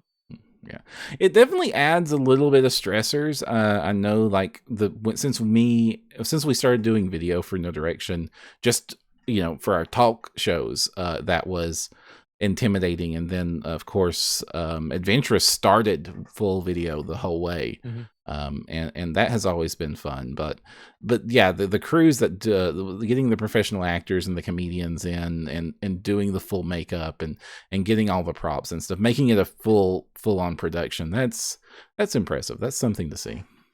And that's a pretty high bar for, like, I'm just a regular gamer, trying to record my stuff. It's like, yeah, I can't do that. Yeah, I mean, like to do anything huge like that, it does take time, resources, and money, and it's hard to balance that with other responsibilities. Now, that said, I very much appreciate Intrepid Heroes, and as well as all of the No Direction shows. You all do great work, and there's a reason we were super excited to bring you on to the network. Yeah, I've been here just over a year now. Ron and I were talking about it on our digital divination here that we recorded this week. It's just been over a year we've been with the network, and it's like, I almost feel like I've been here forever now. And I'm actually curious how I get so involved in so many big decisions, being such a new person, though. Well, we thought, especially since you're bringing so many people, like, for those of you who don't know, like, No Direction does have a leadership, and I don't want to go too much into behind the owl curtain, but when we brought John's network on, we put him on the board to be involved with those big decisions, because you are representing a humongous amount of our talent now, and we definitely didn't want you shut out of the big calls. Of course, that's a lot of super inside baseball. Yeah. Yes. Yeah, I was just actually looking at that today. When we were setting up for this, I'm thinking, man, how do I get picked for all this stuff? I'm just kind of a nobody here and just a newbie for things. And you guys have been running this network for, a decade now, 14 years now. Oh my gosh, this would have been my 14th Gen Con, and that's how long I've been with the network. So, oh my gosh, we are so old. Don't make me feel old, John. Don't make me feel old. I'm too young to be this old. I think I probably have a good 20 years on you, so don't even go there. Don't even go there. So with PaizoCon, can you talk a little bit more about what we'll be doing for them? Because it's not quite the same as what we usually do, right? So, like, a lot of this is going to be a little bit different. So, we aren't being... So, I don't know how much I can really go into. Yeah, that's what we're still in super early. But it's not going to be quite the same as it was from the insider perspective. For those of y'all watching from home, you're going to see the same that you saw last year. It's going to be No Direction personalities doing the introductions and the transitions and interviews and all the fun, lovely stuff that you've come to love us for. The rest of the details I can't really go into. Some of those are still being decided. But I just, since it was time to talk about it, it was also time to say, hey, yeah, we'll be there bright and shining and smiling. We will definitely have more to announce, and Paizo will have more to announce coming soon. But just wanted to let y'all know that. Yeah, I'm really excited about PaizoCon. One of the other things that's been going on is all the signups, the GM signups for the PaizoCon. Have you even looked at any of that, or I want to, but then I'm going to be so dead. Like the hours that we put in to make a PaizoCon happen, it'll be a little bit less this year. Things are getting better and also easier on the network. I'm definitely glad to see that. But it's still, there's going to be a lot of hours put in from our team to make sure that this happens. So yeah, I was just gonna say it was kind of like a mad land rush when they kind of opened it up. They I think it was Saturday. They opened signups for GMs who could sign up for games and spots and whatever on for different games that they wanted. In like prime games, just were going really quick. What people times and spots and games and things. It was just crazy, And there's still, when they were, Ivis was talking about how, we still need more Starfinder GMs. We have an awful lot of people GMing now. I mean, I hope that we get a ton of players too, because we have so many tables, so many folks that want to do stuff that, You're describing this as like the rush to get Gen Con hotels or to get the specials as a player. This is for people to GM. That's nuts. They're all like, I'm used to like them begging on the streets with signs and bribes of gold to get GMs. It's the difference with online is so many people can do it, and I think the other thing is that, besides the fact that so many people can do it and so many people are engaged, they're offering so many more tables and time slots. And I mean, they could technically do infinite, right? Like there could be infinite tables.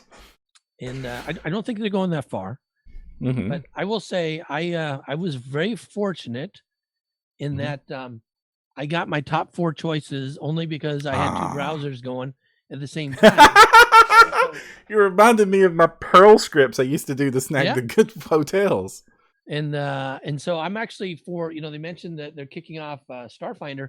I'm actually doing all 3 of the intro games for Starfinder. So I'm really kind of excited, to do it. So I'm a huge Starfinder fan. I'm actually looking to get more into 2nd edition. I've been doing quite a bit of writing now for Starfinder and a little bit for 2nd edition, and I'd like to do it quite a bit more. So I think I need to develop that higher level of expertise there to feel good about doing that. So so one of the things I'm wondering, you mentioned this, I'm wondering if the expense, and not just that it's online, it opens up more access, but when you go to a big convention like Gen Con, you spend a lot of money to get there. And to get people, so much so like that, maybe you don't want to spend all that money and have your huge vacation be some people view it as like work when they're stuck at the GM table instead of playing. I don't understand that point of view because I'm kind of the forever GM, and I kind of like, I get some opportunities to play now, thankfully. Especially thanks to our community. I get invited by our community to play a lot often, and I'm super, super happy when that happens. Like getting invited from any of our listeners to play at a game or to attend a convention or stuff. That's always good news to hear. But at my heart, I still like, if I have the choice between GMing a game and playing a game, I'm going to choose to run the game because that's where I have my most fun. But I understand that a lot of people that's not the and they don't want to pay for all this expense, go travel, and then spend 4 days GMing a table with the stress that involves. And I have done the tier 1 GM slot for Paizo twice, and it was like literally all 3 slots on every single day. Thankfully, that wasn't when they did the overnight slots. And they even did worse. They gave me, thankfully, no GM has to do this anymore, but they gave you the player's choice. They gave me all players' choices, where I had to sit down at the table and I had to hand out this little sheet that had every single possible PFS scenario. Wow. And then the players voted on one, and then the organizers would bring me a copy of it, and I have to run it cold. Which is, oh my gosh, so crazy. Thankfully, some of my players were very merciful to me. I've been like, I just ran 2-44, wink, wink, and they would be nice to me. But still, I wanted to give the players what they want, and that is a lot of work. And I understand why people wouldn't. And whereas doing it, where it's all online and there's a billion conventions, you're not throwing your once a year vacation away to put in the hours. Yeah, I'm an academic, so I teach at a university in a different capacity, than you do. So my vacation is like all summer, and that's why I'm able to hit so many conventions. And then I actually this year I'm kind of bummed because they changed our schedule because of the pandemic. Normally I don't start until the end of September, but they moved the middle of September, right before Gen Con. No! I know. So it's like, okay, I'm going to go my first week of classes, and then I'm going to disappear for a week. I mean, honestly, Gen Con is so important to me that, like, okay, first, I haven't made up my mind if I'm doing physical Gen Con because obvious reasons. Point and wave hands in the air. As a network, we have not made decisions about Gen Con yet. But usually, in normal circumstances, Gen Con is so important to me that it could be opening day of classes, and I'd still say, sorry, folks, I'm not here. Yeah, I mean, so my teaching schedule is, I'm fortunate in that I teach Tuesday, Thursday, and like in the fall, I'm going to be teaching, I'll be done like by noon Seattle time. So I'm looking at, getting an overnighter and being able to stay all the way through and coming back Monday night, and I get teaching Tuesday. Of course, I've taught these same classes for 10 years, so it's not like I got to do any prep. It's much easier than jamming. I mean, have you gotten your coronavirus training down to where you've got the John AI bot that will teach it and answer questions for you yet? Well, let me say that I have recorded every single lecture I've ever done in the last 10 years. Easy enough for me to pop that in and give them a link, and I've done it before. But wow. Usually they don't like that the second week. So no. I'm just imagining just funneling all the questions and lecture through AI Dungeon and seeing what happens. It's like, why am I rolling for initiative right now? Oh yeah. No, I don't know.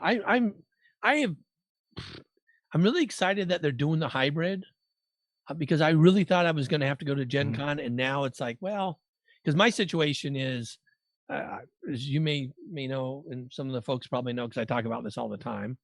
I had a transplant in this past June, and I won't be just a year clear of it by Gen Con.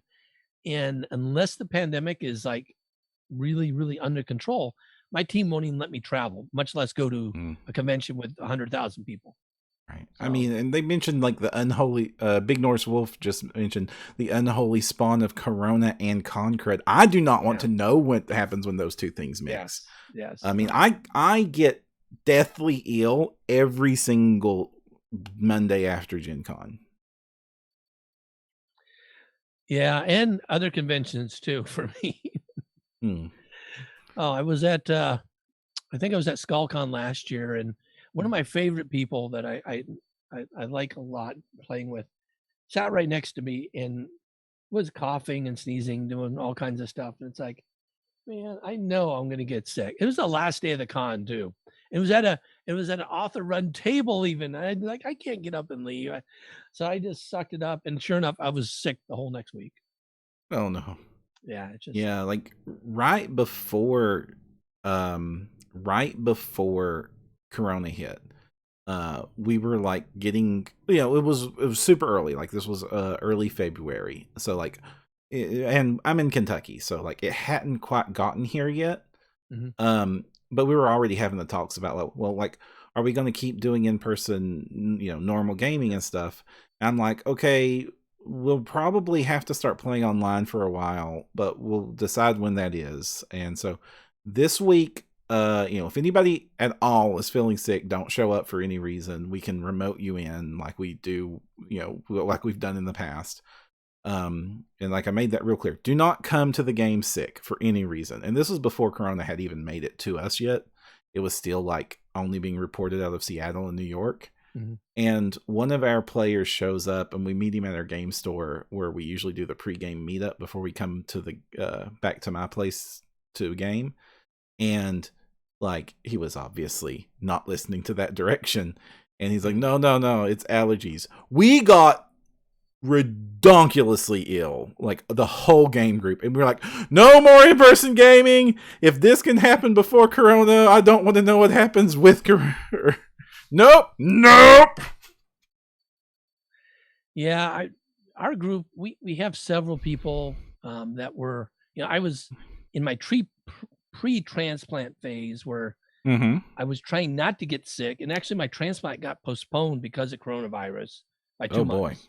In which case I was really close to being really, really bad shape when I got it. But we have several other people that have other kind of underlying conditions that are not good for coronavirus. So we quit.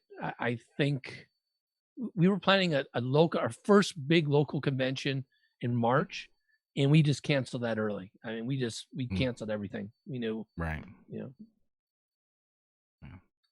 Ooh.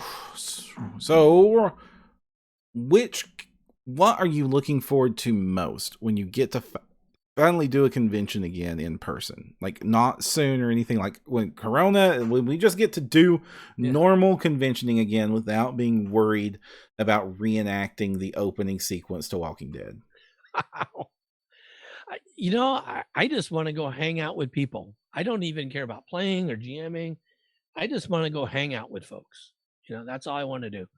And it's going to be tough because I'm going to want to do those other things too, because that's the balance, right? Like you're doing games during the day and then like, okay, I'm done. I'm going to go hang out in the evening. Mm-hmm. And of course, everybody's getting beat then and you got to start up first thing in the morning. Mm-hmm. So I think scheduling back, ramping things back so I'm not overdoing it so we can just hang out. That's all I want to do. What about you?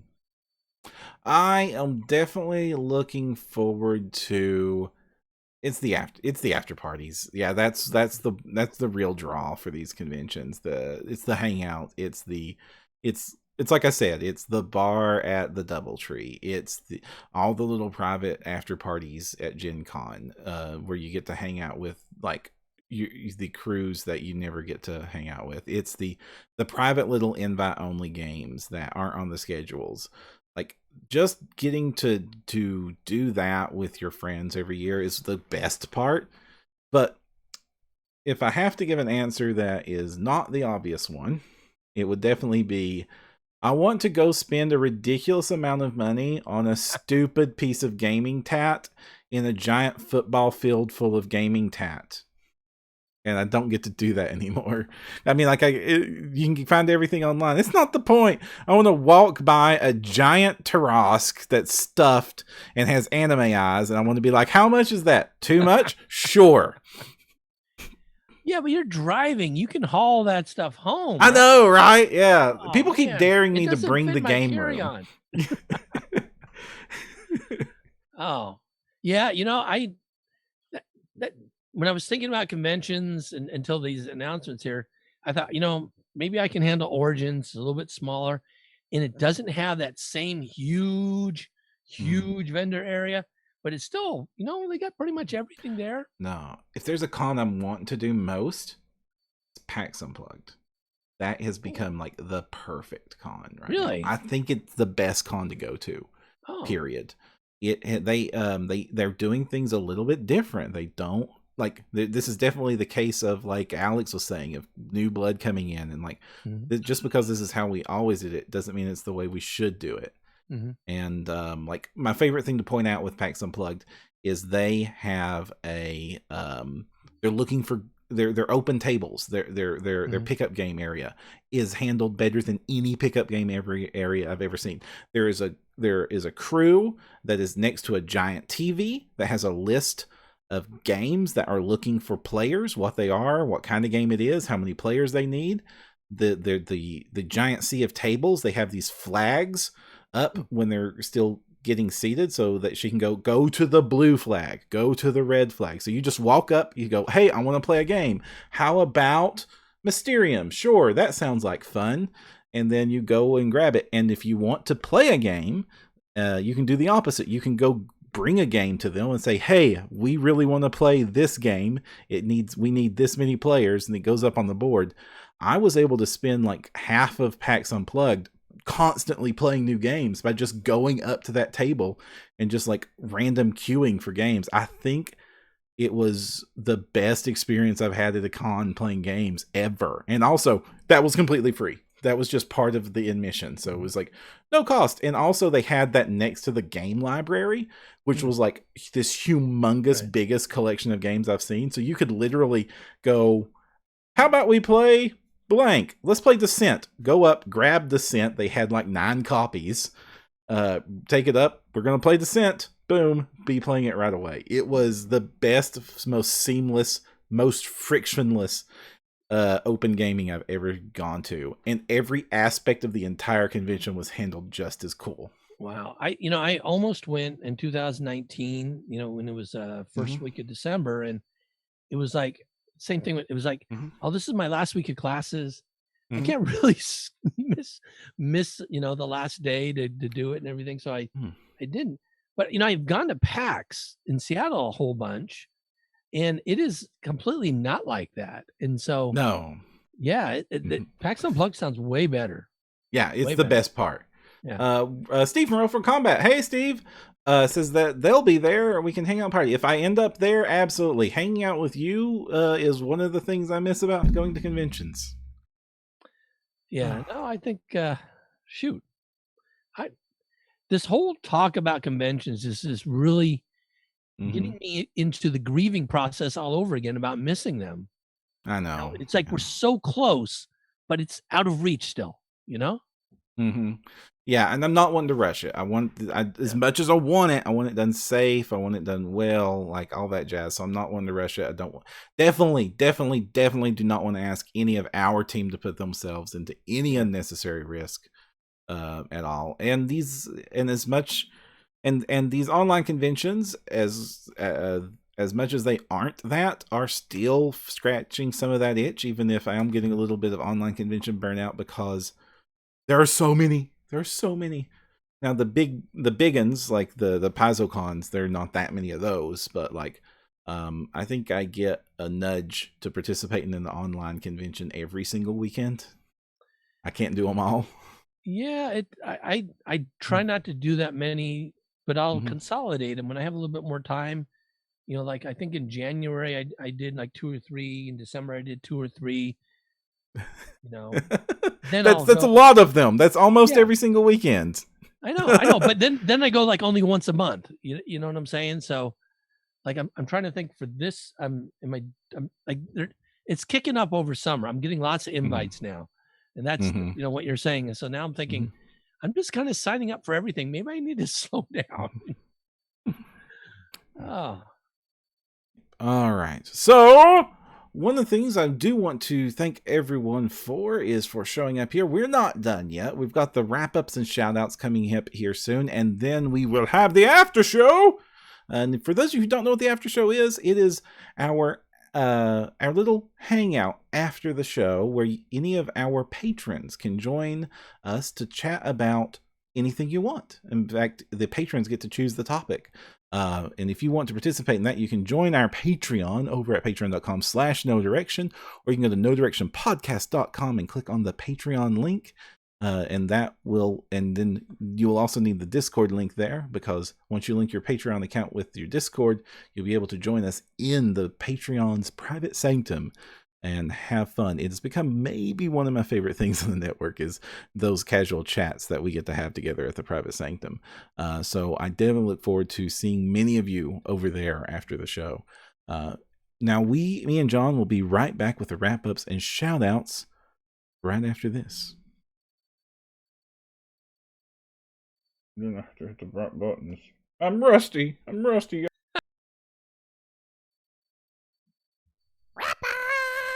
and shoutouts. Wrap-ups and shoutouts. Wrap-ups. Wrap-ups and shoutouts.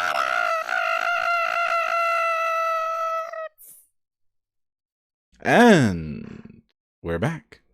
In the wrap-ups and shout-out sections, we like to bring some attention to some of the things that we think need more light. Definitely, one of the things we want to point all the light to that we can, that we've kind of been doing up to all episode, is, of course, PaizoCon Online 2021. Go to PaizoCon.com. Go check that out. Sign up. Game sign-up start April 1st. And, of course, look forward to seeing our bright and smiling faces as we help get that show going and do our part as well. But is there anything you want to bring any attention to? Anything that you think needs some more light brought to it? Is this me or the Yes, John. Oh, okay. Yes, John. Yes, our guest host. Guest goes first. Yeah, no. I'm kind of new for this. This is my first time here, co-host. Ryan usually comes with this giant arsenal of really prepared stuff and these cool podcasts and all sorts of awesome stuff, and I always feel a little bit underprepared. I brought a couple of things today to shout out to. I'm really excited about Gen Con. It looks like that's even the fact that they're going to do the hybrid for that, right? And probably I'm imagining, given how close Origins is as well, that maybe we might see that as well. I think that is a really, really cool thing. The fact that they've committed to doing hybrid conventions pretty much from here on out, so that people that were able only to participate in the online version aren't going to be left out once we start making a transition back. And of course, I have somebody mentioning here, I should make sure to talk about SkullCon, because that is one of my favorite small conventions out there. If anybody has the opportunity to get out to Minnesota there for SkullCon, and the end of the summer, it is an awesome in-person convention. Excellent. I really do like, especially with Gen Con, it being hybrid, and with Paizo definitely committing to that, especially since that giant crossover thing that they're talking about with Pathfinder and Starfinder interacting in some method. What that's going to be about, I don't know. I didn't really think that would happen anytime soon. I must participate in that, and I really hope I'm not hosting something at the same time so that I can participate. Oh boy. So if I'm not going to Gen Con in person, I'm definitely participating that way, and I hope that all of our listeners give that one a shot. Those online specials are always something you just really can't get anything like that through any other traditional methods of gaming. Oh man, especially we just had an episode about hybrid tables and hybrid gaming a couple of episodes ago, and now they're talking about doing that on a national scale, and it's just of course, international scale. Yes, because Gen Con is no longer limited to just Indianapolis. One of the things that one of the panels that's going to be coming out at PaizoCon I will mention as well is that Freelance Forge is going to have a freelancing 101 panel, which I think I'll probably be participating in, because during the pandemic I have become a regular freelancer now. Apparently, we're basically showing people that anybody can do it, and give some tips and advice and answer questions to folks that are interested in writing for RPGs. Rover Combat's pointing out right now in chat that they did for PaizoCon, as one of the PaizoCon events a few years ago. They did a crossover with the Galarian World theme park, and I was one of the hosts for that play. And Order the Amber Dice was the other one. That was funny. The crews worked really well together, and I laughed my butt off at the end when the actor playing the character who was playing Valeros broke into a Texan accent and handed out this card. I do birthday parties too. It was fantastic, wonderful game. There's going to be a recording of that somewhere if you want to go check it out. Gotta be somewhere. Go check out Roll for Combat for that one. It's worth the watch. One of the shout outs I want to bring to is I'm switching over one of my home games is switching over temporarily to play some Starfinder for a bit because we want to get back into person so that all of our normal Pathfinder crew can participate again, and some of them can't participate remotely for different reasons. So we kind of put a pause on our Pathfinder 2 game. And so we've been playing various other games. We played through Fall of Plaguestone, and now that that's done, we're moving on to playing through Live Free or Die, the new Starfinder adventure. And that had me looking for Starfinder figures and sci-fi figures and stuff. Even though I'm not playing in person, I am looking at that Vorpal table thing as a way for me to justify getting more minis and using them digitally. And one of the companies I found for both my minis and wargaming needs, and then because there's a game coming out called Stargrave, which is like a hybrid wargame RPG type thing from the people that made Frostgrave. But what brought my attention to it is North Star makes the figures for them, and I got a couple of their kits, and they're stupidly modular. And because these are kind of hybrid between RPG wargame, this is like one of the best ways to pick up a lot of fantasy minis that you can customize to exactly what you need for your role-playing games. And the Stargrave kit is coming out soon in like April, and it's going to be perfect for Starfinder, and it's so much harder to find sci-fi minis than it is fantasy minis. And so it's like these kits, and I'm going to pull one of these open here, and I've got a few. I picked up... Param has minis? Just one or two of these kits. So I won the sprues. You usually just get many copies of the same sprue. And the reason these are perfect for role-playing gamers and GMs is they've come with these bodies, and which is basically the armor set that the model's on. And then all the kits are cross-compatible, and then the rest of the sprue is just like thousands of different arms and heads and accessories and things to glue on your. It's almost as good as a Hero Forge character, but it's in a box, and you just like cut out what you need, super glue it together, slap some paint on it, and a kit is like $20, $30 depending on your kit, and it's like 20 models, exactly what you need, which might not be enough for like a big mass wargaming. Might need to buy more kits, but for role-playing game, a box of bandits, a box of cultists. They even make one just for gnolls. And with Stargrave, with Stargrave, which will be perfect for Starfinder, they've got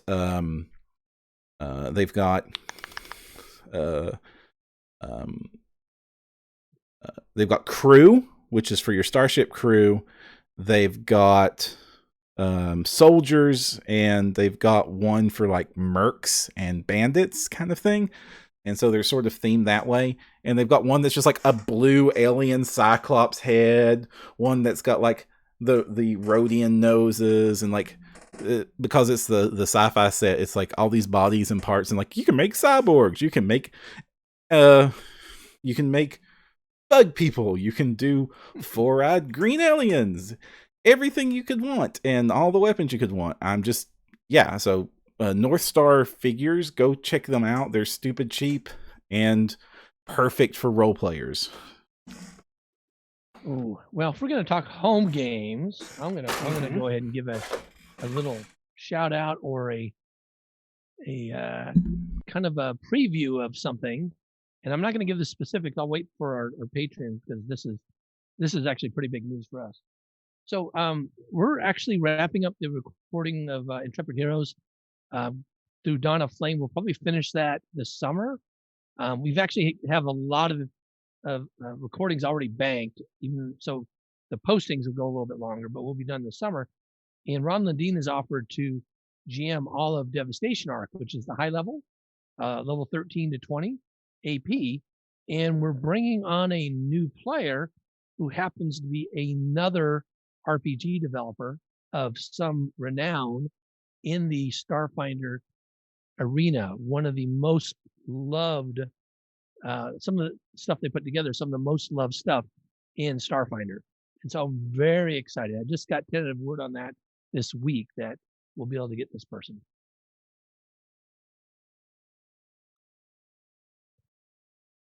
And I've lost your audio. I forgot to unmute myself. Roll for Combat just first, that sounds like great news. I definitely look forward to gnawing your ear about that as soon as I can. And Roll for Combat just posted up the link to that thing that they did with the crossover thing that I hosted and worked with them and Order the Ember Dice on. If you want to go check that out as well. All right, everyone, that is going to be it. We are going to need to wrap things up here. If you want to join us in the after show, go ahead and join us over in the Discord in just a few minutes. Give us time to refresh our waters and do other biological functions. But until next time, I'm Jefferson J. Thacker, also known as Param. And I'm John Godek. And if you want to find the path, you need no direction.